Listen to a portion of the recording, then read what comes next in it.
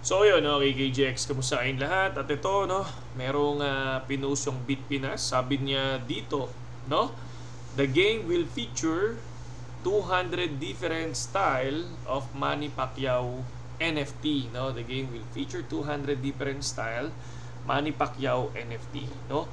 Sabi dito, Rise of Elves, no? Chinek natin yan, and then mamaya sabi ko susubukan kong i-download kasi nakalagay dito sa PH launch, no? So sabi dito, following launch, Moonin ba to announced that Filipinos can now join over 66,000 player from Japan, South Korea, Taiwan, Hong Kong, Vietnam, Thailand, and Singapore in playing Rise of Elves. Okay. So ibig sabihin, kaka-launch lang ngayon nito sa Philippines, no? Ayan, no? Elves Ayala Mall Circuit in Makati last September 14, no? 2023. So, we'll try, no? Check natin to. So, Manny Pacquiao game. So, susubukan natin laruin. Tingnan natin sa susunod, no? Kumbaga sa susunod na video kung ano yung aking pananaw dito. Pero, syempre, itong Rise of Elves is a Polygon blockchain base. Okay, Polygon siya. So, meaning MetaMask. Sa MetaMask to, Sureball. Wallet nito, MetaMask. Matic. So, tingnan natin. These elves can be used in battles and events, no, allowing player to earn cryptocurrency reward. It's a virtual world with in a game NFT called Elves that can be traded for real money on the game's marketplace. Actually, no, kung titingnan nyo to, no, NFT siya, pero pwede mo siyang laruin, parang Axie Infinity, ang mga katulad niyan, panigurado. Axie Infinity, isa dyan. Tsaka yung mga iba pang game. So, tingnan natin kung ano pa yun. Game and tokenomics. So ayan, ROE, the game governance token, which allow player to vote on a new development. ROE is awarded to player who complete in the arena and place at the top of the tournament leaderboards. So ayan, COE naman, Rise of Elves in game currency. It's earned by playing in the both the adventure and arena modes.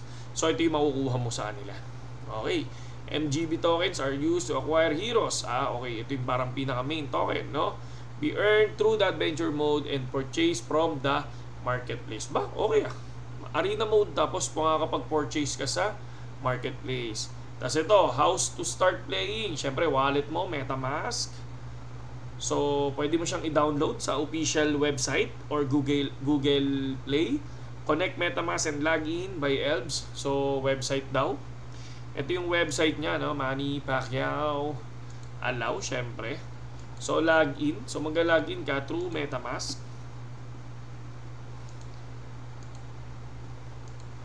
Ganyan lang naman yan. So, yun. Nakapag-login na tayo. Confirmation lang yan. Okay. So, ito yung account ko dito. So, marketplace. Pwede tayong tumingin sa marketplace. Makakabili ako ng Rise of Elves. Ito siya. Ito lang Ito yung kanyang marketplace, mga lods, ha. Ito yung for sale. Ito yung not for sale. Tapos pwede yung for sale. So, ayan siya. So, pwede kang bumili dyan. So, magkano yung mga precious? Ito may $4. May $15. May $5. Mga egg pa sila. Evolution count. Hindi ko pa alam ano itong evolution count na to. No, hindi pa natin alam to. So, pero, ayan na yan. 5. Merong tig to 12. May $1 pa nga, oh. So, hindi ko alam kung ano yung mga $1 na yan.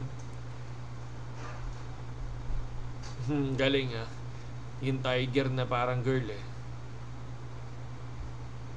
Okay siya. 61 61 pages. So konti pa lang ang ang NFT na to. Yan, yung naglalaro sa presyo niya is 1 to 15 USDT. So 15 USDT nasa 56, I think nasa 1,700. 1,700 ba? Ay, sorry. 15 USDT, nasa 700 pesos o 800, yan, mga 800 pesos, no? Yan, wala pa tayo nito. May mga point pa nga eh. Oh. Point for US dollar. Origin na to ah. Ba? Uwi nga pag origin eh, di ba? Talaga? Parang maganda pa nga yung origin eh. Kapag origin yung binili mo kasi ito yung mga old school. O yan o, 53. Ayan o. Sarap bilhin naman ito. Wala tayong pera. Wala kasi tayong pera eh. Purchase. Magkano ba matic natin? May matic yata tayo. Wala tayong matic. Sayang. Ayan o. Do you have enough matic in your account to pay this? Ano? Kasi kung 4-7 lang yan. Pero pwede kong ano yun to ah. Parang ano to? Evolution count o parang breed. Gusto ko yan ah. Maganda siya eh. Parang gusto ko maglagay sa MetaMask. Baka maglalagay tayo sa MetaMask natin. So susubukan natin. Baka makakita tayo ng mga... Gusto ko lang siya i-connect kasi origin eh. Diba? Diba? Ayoko yung mga 5,000 na yung ano. Ayoko na yung mga 5,000 yung 29,000. Ayun, 50 eh. Diba? 50 lang yun eh. Ayan o, ito origin din o. Pero count 7, evolution count 7. Baka, ano to, yung breed. Hindi ba breed yan? Pero ang ganda o. O origin, mga pwede mo silang ano, gawing ano lang, collection. Ako bibiling ko yun. $1. Eh no? $1 lang yan eh. Eh no, 1,000 lang oh. Sarap pag-shopping dito ng ganito ha. Kung ako yung tatanungin nyo ha, gusto ko mag-shop. Hindi ko naiintindihan yung games. Hindi ko pa naiintindihan to. Pero pag ito na download ko at nagustuhan ko to, sure ball sa akin to. Sure ball sa atin yan, no? So yan, anong tingin nyo? Goods ba? Goods ba to? May mga parts pa oh. Pureness. Oh, pure oh. Ito yung pure naman nila.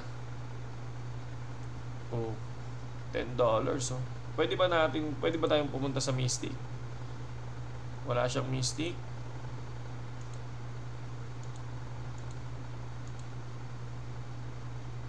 Wala oh. Sayang oh. Kung meron lang Mystic yan. No? Okay din. Kung ako'y tatanungin, okay din. Ito, mahal oh. $100. Ito, $100 to mahal. Ito din. May umaabot din ng $100 mga lods. May umaabot din. Evolution count natin, 0 natin. I think ano to, siguro breeding yan. Baka breeding to. No? Okay din ha. At least kahit pa paano. Diba? Parts. Pwede ka mamili. Mga tank mo. Ayan o. So, tingnan natin yan, no? Tingnan natin. Manny Pacquiao, no? Manny Pacquiao NFT, ha? So, siguro, hindi naman siguro kay Manny Pacquiao. Siguro, ano to? Baka kasama lang siya talaga. Parang partners. Ayan. Evolution count. Stats. Pero gusto ko yung origin. Yung nakita ko kanina, mga idol. So, check lang natin yung gameplay nito. So, pagka nakita na natin kung paano yung gameplay yan nito.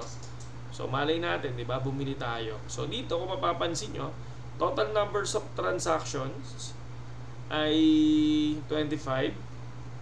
Sa 24 hours, sa 30 days niya ay 400. Total number of ELBs transaction is 170. Sa loob ng 30 days, ha? Sa last 7 days, total transaction is 27. So, mababa na mga lods. Last 24 hours is 6, no? 6 pa lang bumibili. Mukhang ako yung pang 7. Ako yung pang 7. Gusto ko siyang testingin, no? Check nga natin yung Axie Infinity Marketplace. Iba pa rin ang Axie, mga idol, ha? Iba pa rin ang Axie.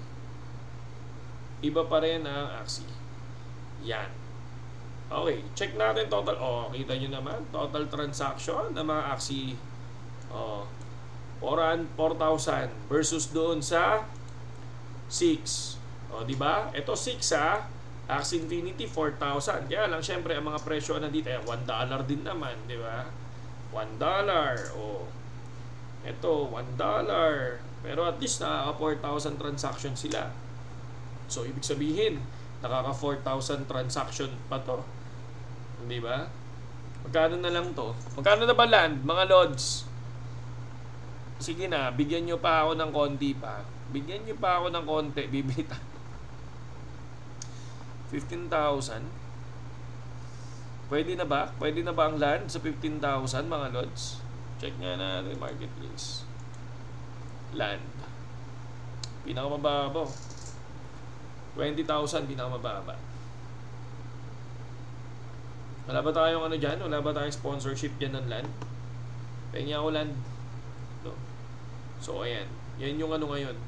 Sa Axie naman, kung titingnan natin, check natin kung magkano pa ang ano, Mystic 1. Check tayo ng Mystic, mga idol. Naku, paano na ba mag-check ngayon? Kalimutan ko na mag-check ngayon, mga lods. So sige, susunod na lang, aralin natin ulit, mga idol. Ito, body color, parts, purity, breed. Okay, ito yun. Genetic parts, class, dust, breed count, special collection. Ito Mystic. Okay, Mystic, check natin. Oh, yung baba na. Dati milyones. Dati 10 ano eh. Million, di ba? Ngayon tingnan nyo. Meron ng 5,000 USDT. Dati sobrang laki, no? Ang tataas niyan. 108, ganun. Pero ngayon, ang bababa na lang. Ang dami din nalugi sa Mystic, no? Kung mapapansin nyo, ang dami ding mayaman na nalugi, no, sa Mystic. No, yun lang sa ngayon, KGX, Yun lang yung ating mga news ngayon. Solid to, Kung ako yung tatanungin nyo at kung konti pa lang, kung ngayon pa lang to na i-launch sa Philippines, I think, susubukan ko, no? Matic, tsaka sa MetaMask, subukan kong alam nyo na, no? Alam nyo na, mag-invest dito. At titingnan ko lang kung ano yung mangyayari dito. Kasi mukha naman siyang okay para sa akin. Aaralin ko lang yung gameplay nila, mga lods, no? And then, subukan natin yung mga iba't ibang game. Siyempre, dito natin kinukuha yan sa BitGet. So, ayan, no? Meron tayong 24 USDT, mga lods, no? So, tulad ng sinabi ko, okay yan, okay na okay. Sa copy trading lang talaga tayo. Ito, copy trading. Sa mga tropa na nagka-copy trade, alam nila yan. Diyan lang sila kumukuha, no? Future copy trading. Tapos, ang ginagawa lang nila, mga idol, no? Pinupuntahan nila yung mga, hindi yung highest ROI na yan. Ang pinupuntahan ko dito yung highest followers profit. Diyan ako namimili ng trader, mga lods. Yan, more yan, marami yan. So, dyan yung makikita, followers profit. So, ayan, ito okay naman to, nakaka-39 siya. Followers PNL is nasa 1.2 million USDT. So, okay din to, 1.2 million USDT. Goods din naman. Ito, followers PNL, 500. Goods din naman sila. So, yun. Check nyo to. Huwag kayo dito sa highest ROI, wag. Sa followers profit kayo pumunta, mga lods. Ganun din ang ginagawa natin sa BingX. So ito, nag-withdraw tayo ng XRP sa BingX. Tapos ito, 94 USDT na to. Pag umabot to ng 100 USDT tonight, so panigurado, withdrawin natin yan. Tapos makikita ninyo XRP. Ipapalit ko ng XRP yan at withdrawin ko ng XRP, mga idol, no? So, tandaan nyo to 636. Tapos kinabukasan, tingnan natin kung ilan. Okay? So, yun lang sa ngayon, KGX. At sana makakita tayo ng mga maluloding laro at subukan nating laruin kapag wala tayong ginagawa, no? Every night, pwedeng ganun Pero siguro 2 hours per night. Kasi minsan hindi ko na yung oras ko Minsan hindi ko na hawak yung oras ko. Talaga minsan news na lang tayo, mga lods, no? Yun lang sa ngayon at maraming salamat sa suporta natin. So nasa na tayo 3,530 subscribers, no? Pag umabot ng 4,000 subscribers, mga idol, mamimigay tayo ng 4,000 pesos, no?